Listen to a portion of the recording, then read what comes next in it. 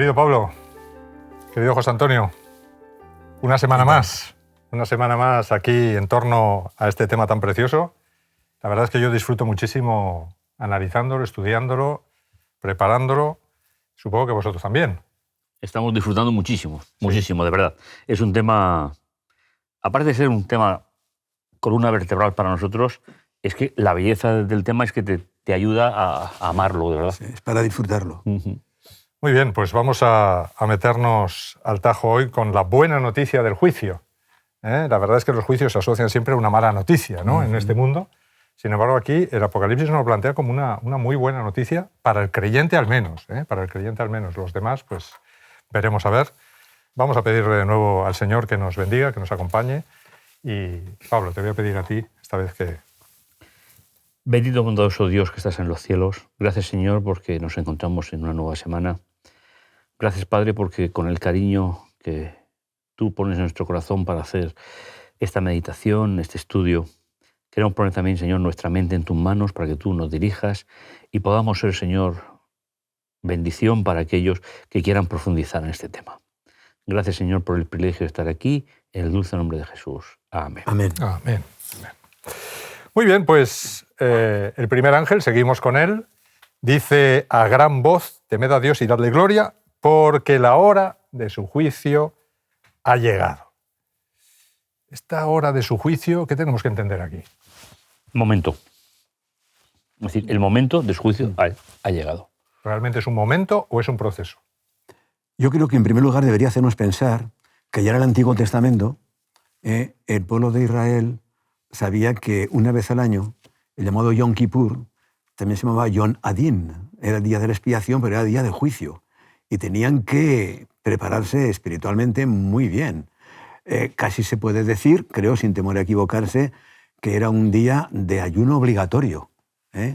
Había que pensar, pero bien, había que reflexionar a fondo. Y el que no lo hacía, y el que no confesaba sus pecados, dice el texto que era cortado. Por lo tanto, y esto cada año les hacía recordar que efectivamente Dios tiene un derecho, porque ha hecho todo lo posible para que seamos salvos.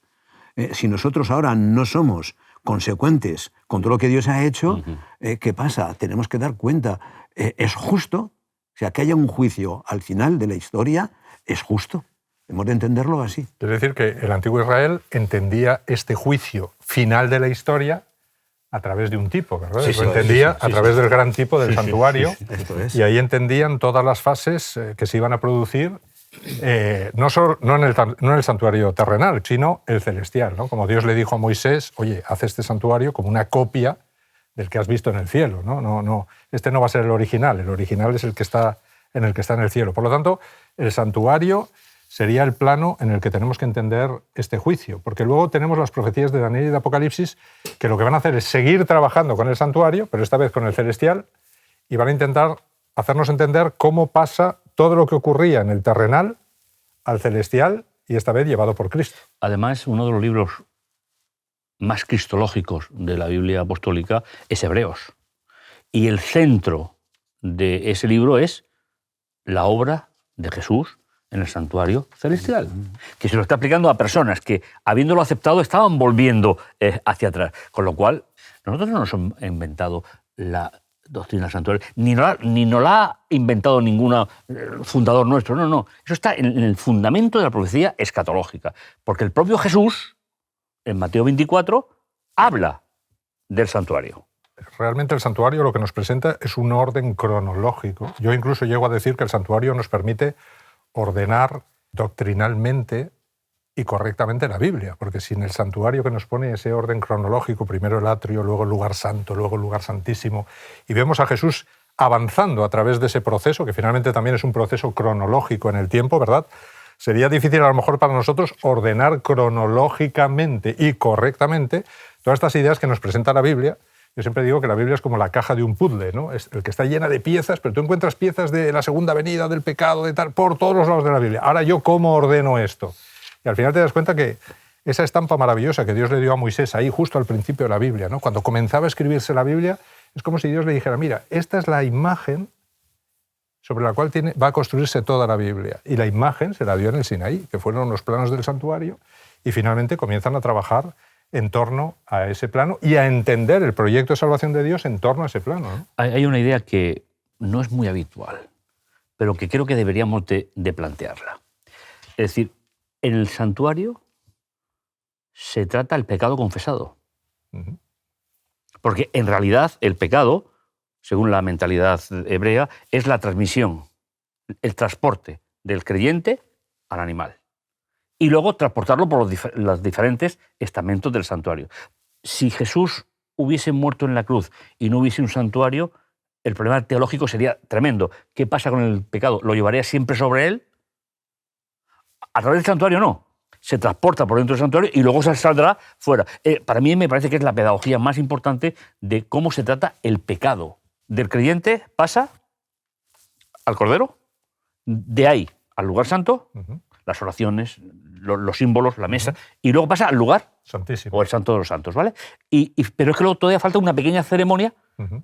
que es la salida del sumo sacerdote, ya sin sangre, es decir, ¿a qué? A poner... Depositando ese pecado finalmente en el culpable verdadero, que es Azazel, ¿no? Es que eso es la esencia de la ley de Apocalipsis. Uh-huh. Cómo se mueve el pecado a través del santuario. Bien, entonces aquí necesitamos un juicio, ¿no? En todo este proceso necesitamos un juicio para decidir una serie de cosas.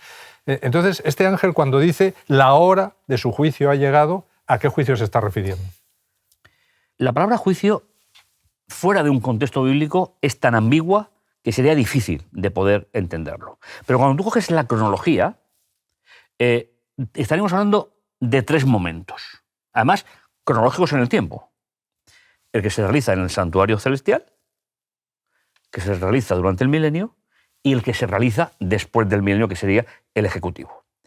La Biblia llama juicio a todo ese proceso. Pero como estamos en el mensaje angélico, estamos con el comienzo, se tiene que estar refiriendo forzosamente al día de las expiaciones del santuario celestial. ¿Estamos de acuerdo? Es decir, ese sería un poco el planteamiento. ¿Y esa expiación? ¿Qué se refiere con esa A expiación? ver, el término hebreo significa cubrir o envolver, literalmente.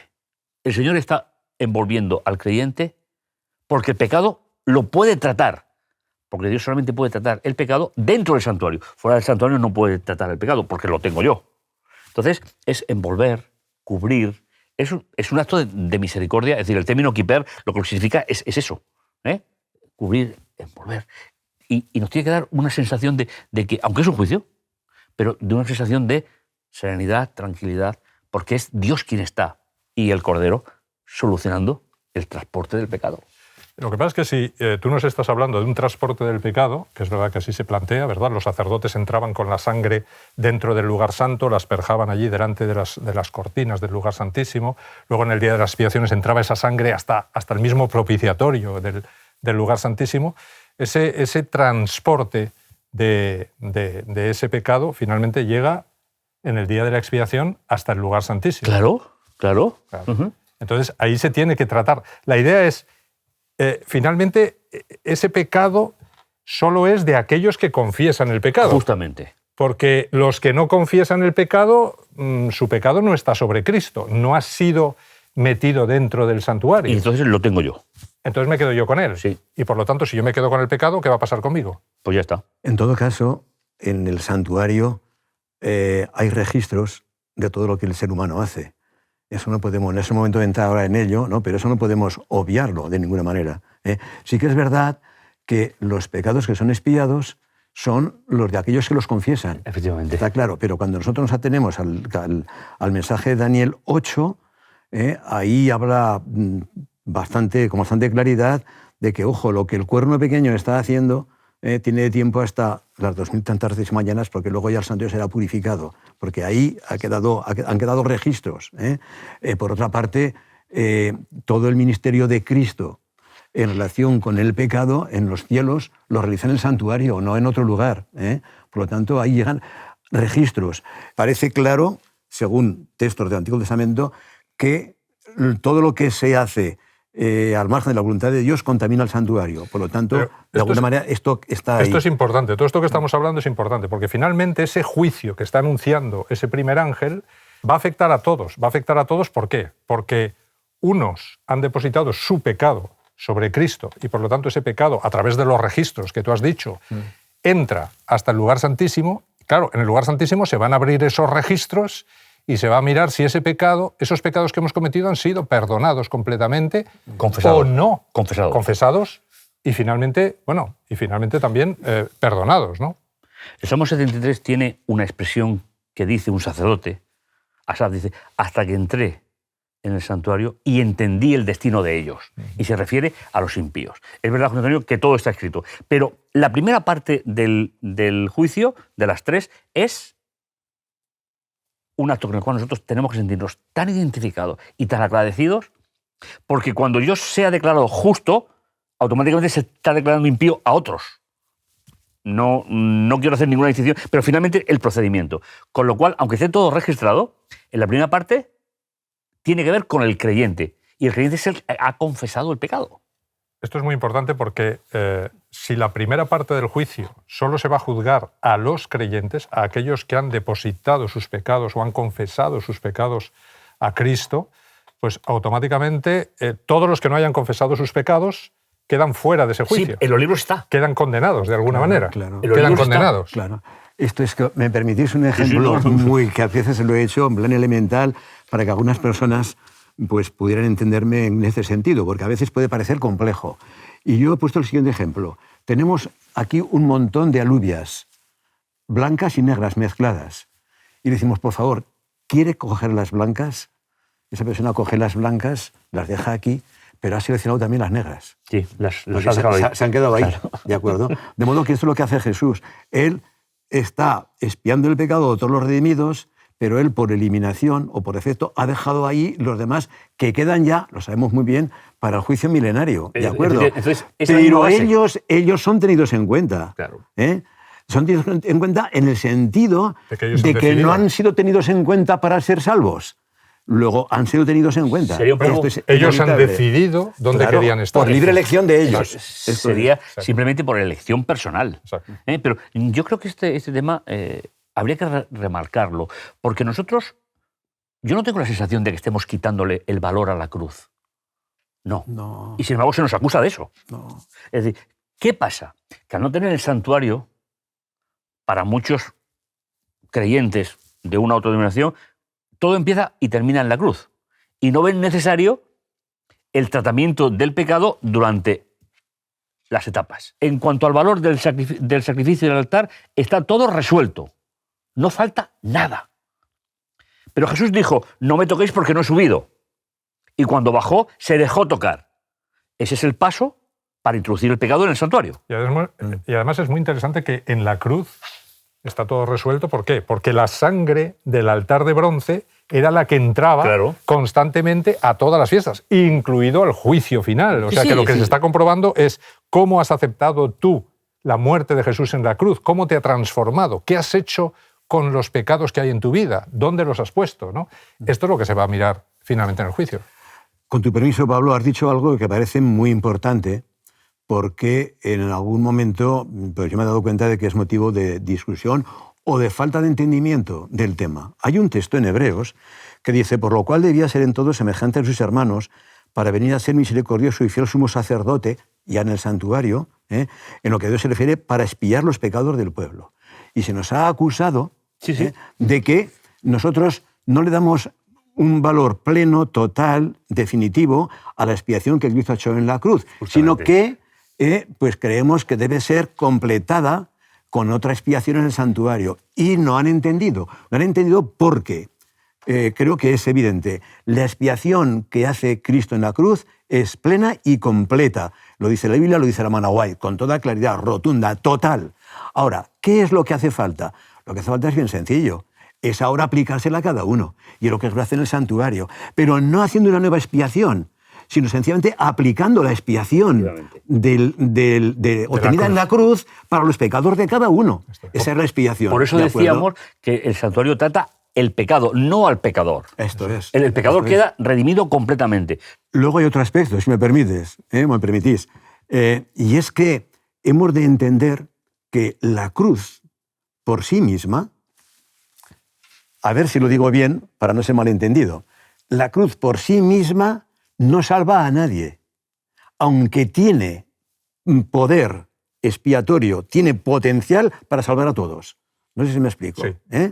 Esto tiene que ver con el cordero que se ve inmolado en medio del trono, según Apocalipsis 5:6. Entonces, ¿qué es lo que está haciendo Jesús en el santuario? A todos aquellos que han encontrado en la cruz su salvación, aplicarle la salvación que Jesús ha obtenido ya allí. Claro. ¿De acuerdo? Aplicársela. Pero porque por medio de la fe se aproximan a Él. Pero si no, la cruz en sí no salva a nadie. Ejemplo, de nuevo, Calvario, los 2 ladrones. La cruz tuvo poder para salvar a uno, no al otro. ¿Por qué? ¿Dependió de la cruz? No, en la cruz hubo provisión para salvar al mundo entero. La aceptación. Dependió de la aceptación individual de cada Ese es el persona. tema. Pero es interesante, y disculpa, Sergio, que sepamos canalizar la formación aquí. Porque estamos prácticamente solos. Para mí el concepto es muy claro. El santuario sin cruz o sin altar no tiene ningún valor. Y si el pecado no acaba en el desierto, no tiene ningún valor.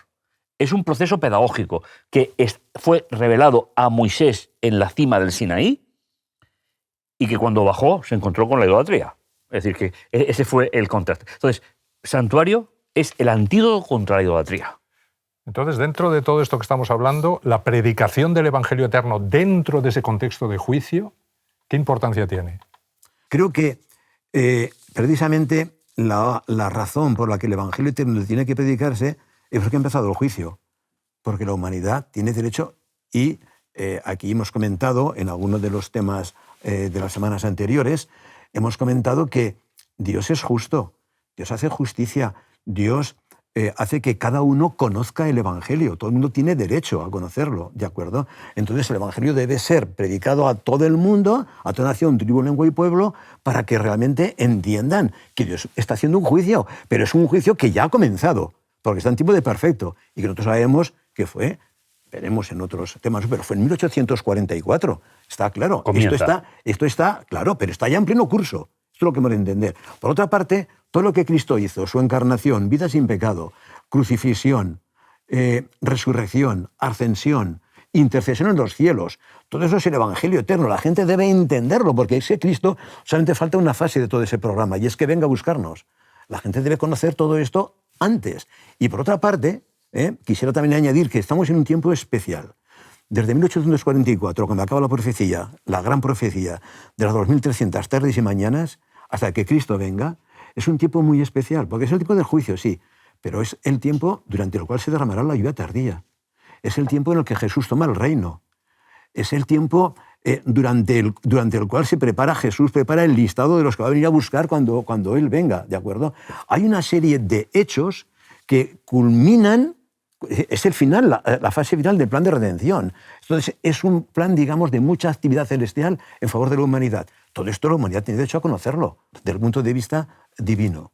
En este juicio tienen mucha importancia las vestiduras, ¿no? Constantemente en Apocalipsis se está hablando de las vestiduras blancas, de las vestiduras de lino blanco, ¿no?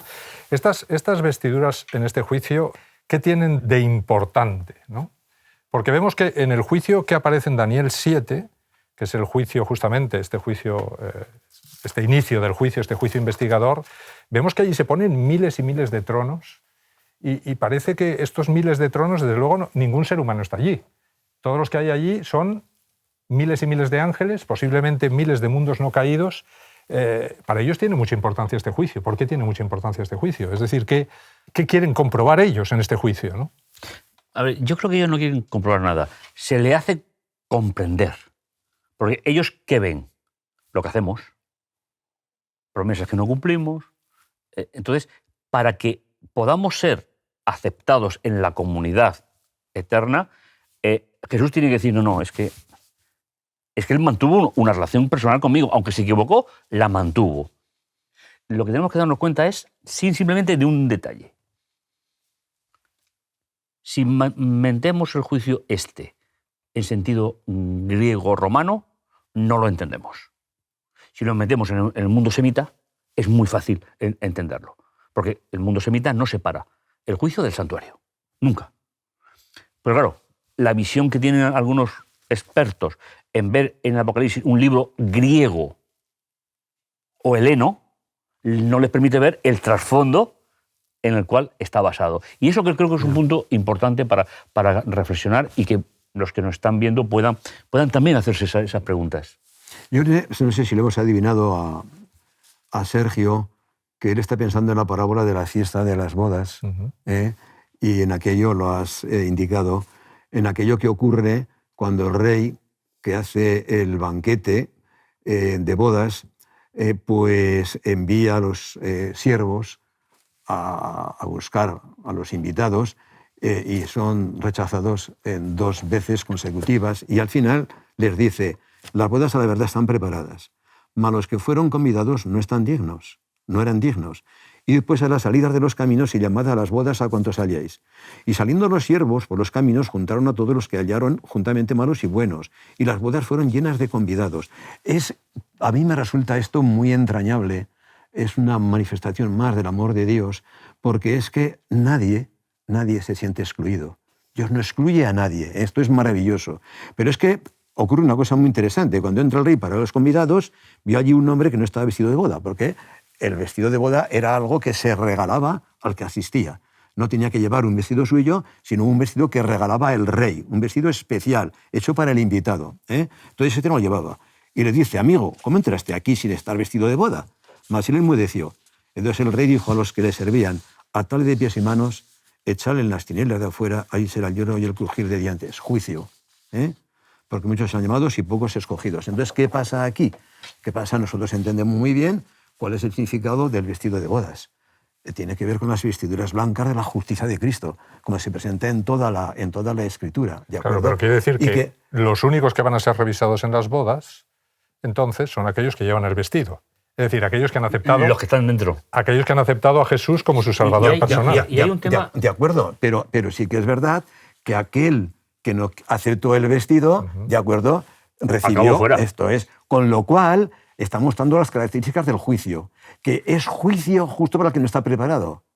Porque para el que está preparado no es más que un proceso jurídico, legal, de aceptación de parte de Dios. Los que están fuera de los lindes, que es lo que Jesús está diciendo, no estaban preparados para la boda. Pero al ponerle el traje, ya son invitados a la boda. Claro, ¿a quién le está dirigiendo Jesús esta parábola? En primer lugar, como primer lector, a aquellos que pensaban que la inmensa mayoría del planeta estaba excluido de la salvación de Dios. Entonces dicen: no, habéis sido invitados. Lleváis cientos de años con la palabra de Dios en vosotros. Y la había rechazado. Y la había rechazado. Porque son las 2 invitaciones primeras. Entonces, qué bonito es que podamos pensar en que cualquier persona, esté donde esté, con la misericordia de Dios y aceptando la invitación, tendrá su vestido a medida. Regalado. Y además la predicación de los 3 ángeles se ve en esos siervos que salen a los caminos del mundo entero para traer a buenos y malos, dice. Es decir, aquí no importa si eres bueno o malo, aquí lo que importa es que aceptes la vestidura, que aceptes a Jesús como tu Salvador personal, y automáticamente en el juicio vas a ser aceptado. En las bodas vas a ser aceptado, ¿no? El que no va a ser aceptado es aquel que rechace la vestidura. La disposición con la que escuches y aceptes el mensaje de los 3 ángeles, sobre todo en este caso del primero. Y este juicio, dentro del gran conflicto... Es que sin ese juicio el conflicto no tendría fin. Seguiría el conflicto. Claro, es decir, ¿qué es lo que finalmente quiere el enemigo de Dios? Que se perpetúe el problema. Si ya hay una separación, ¿no es el cumplimiento real de Génesis 3:15? Enemistad pondré, ¿entre qué? Descendencia y descendiente. Finalmente, el juicio es precisamente lo que va a acabar con el conflicto. No quiere decir que sea contemporáneo, lleva su proceso, pero cuando una vez que el problema de mi pecado está resuelto, ¿qué me queda? El encuentro y el final del conflicto. Por lo tanto, la relación para mí es muchísima. Es decir, sin juicio no acaba el conflicto. Y ese conflicto, de alguna manera, tiene que tiene que determinarse quiénes están de un lado y de otro justo antes de la segunda venida de Cristo. Porque claro. Digamos que en el cielo tienen derecho de admisión, vamos a decirlo así, ¿no? Dentro del libre albedrío también las criaturas podrían decidir. Y ellos, pues viendo lo que están viendo aquí, tienen temor de que alguno de estos, ¿verdad?, entremos allí. Por lo tanto, supongo que el juicio les ayuda a ellos a decir, oye, claramente los que van a entrar aquí son como el Hijo del Hombre, son como este que entró el primero, nosotros queremos que entren como Él, que sean como Él, ¿no? Y el juicio va a determinar quiénes son como Él y quiénes no son como Él.